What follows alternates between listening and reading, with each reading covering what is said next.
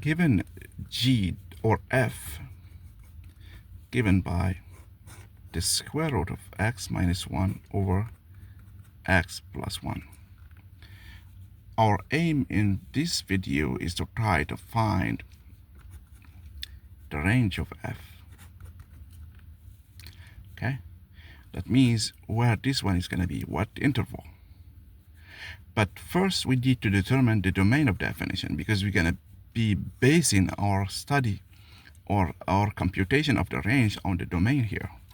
So this is a ratio, so we need to have first x has to be different from minus 1, because we don't want to have the 0. And after that we need to have x minus 1 over x plus 1 greater or equal than 0, because we are inside the square root. To do this, we need to have a small table, the sign, or the signum table. So here we have the values of x can be from minus infinity to plus infinity. On this top, we have the zeros of this. X minus 1 is 0, 1, x is 1, and x plus 1 is 0, 1, x is minus 1. So we have x minus 1, x plus 1, and here we have the sign, the positive sign that we need. So when x is 1, x minus 1 is 0. When x is less than 1, it's negative. When x is bigger than 1, it's positive. The same thing for this one. When x is minus 1, so but this one here we have a problem. So we remove it by having these two parallel lines here. So here negative, positive, positive. So here we get positive times positive on this interval, 1 plus infinity. On this one here we have a minus sign, but here I have minus times minus, which is a plus. So my interval is minus infinity minus 1 union 1 plus infinity. Okay, remember that I had to remove minus 1 from the study because it's a big problem, because we don't want to divide by 0. So given this one as my domain, let's try to find the range for our function. So how can we find the range? The best way in this case, and I think one of the easiest way, is to do a separate study on these two intervals. Okay, but first we need to note something. Note that these limits. Okay, so what happens to these bounds here when f is 1? This quantity is 0. So f of 1 is 0. So what happens to the limit? Okay, the limit of f of x as x goes to plus infinity.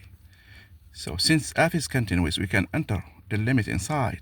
So we see that the limit of x minus 1 over x plus 1 is just 1. The same thing when x is negative. The limit when x goes to minus infinity is just 1. So this is a critical point. Okay, so it's going to help us determine the range. Also note that the limit as x goes to minus 1 from the left, because that's the only way to reach minus 1, is plus infinity, because here we have a negative quantity over a big negative quantity, which is giving us negative quantity over a very small negative quantity, which is giving us positive infinity. Okay, now we want to study when x is bigger than 1. So when x is bigger than 1, we want to find this one here. We're going to forget the square root for now, because we're assuming that it's positive. So here when x is 1, let's see. So this is the graph of the function y equals x. So x plus 1 is just this one shifted 1 unit. X minus 1 is it's too big for 1. So this is x minus 1, this is x plus 1. So we see that on this interval, x plus 1 is bigger than x minus 1. Okay, so when we divide, we get, or let's do it this way. So x minus 1 is less than x plus 1. On this interval, 1 plus infinity. So we're doing it here. So this is 1. So this is my first interval. So I'm going to split this interval into 2. So here I have, if we divide, we get x plus 1 is over x plus 1, because it's positive, is less than 1. And it's bigger than 0. Because when x is 1, we get 0. So here, on this interval, my function is bounded by 0 and 1. Okay? On this first interval. Now let's see what happens when I'm in this second interval. The same thing here. I can use the same argument here. So here I have x minus 1 is less than x plus 1. Okay, because it's on top of it. But when I want to divide, because here I'm assuming that x is in this interval. So now I'm working on this second half of the interval. So now I'm in here. So let's say I'm in here, minus infinity minus 1. So x minus 1 is less than x plus 1. But when I divide, it's a negative number. I have to flip the sign. So it's x minus 1 over x plus 1 bigger than 1. Because this one is negative. So when you divide by a negative number, you have to switch this bigger sign. So here, when I'm in this interval, so I can take the square root here, and I have, what's this one? This is just f of x. And the square root of 1 is 1. So I have f of x is bigger, strictly bigger than 1.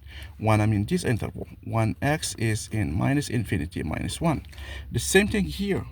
When I'm here, I can take the square root. X minus 1 over x plus 1 is between 0 and 1. That means f of x is between 0 and 1 when x is in this interval 1 plus infinity. This one tells me what? Tells me that f of x is between 0 and 1 or 1 plus infinity. That means the range for f of x, the range for f of x, which is y, is 0, 1, not included, union 1 plus infinity. Okay?